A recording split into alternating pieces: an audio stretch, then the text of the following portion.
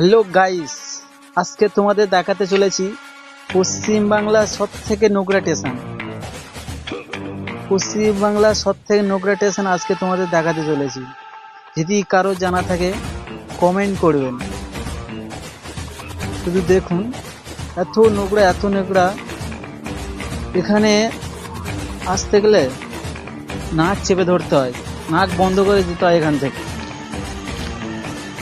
আমাকে প্রতিদিন এখানে আসতে হয়, ডিউটি যেতে হয় আমাকে। দেখো পাত্তাকুড়িরা শুয়ে আছে, দেখো এত নোংরা, এখানে এত নোংরা ধারণার বাইরে। এখানে মানুষগুলো থাকে কি করে এটাই ভাবি সবসময়ের জন্য। যে থেকে আমাদের ওখানে অনেক ভালো, গ্রামের দিকে অনেক ভালো।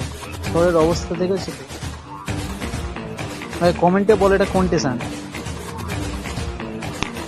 আমার বাম দিকে আরো নোংরা।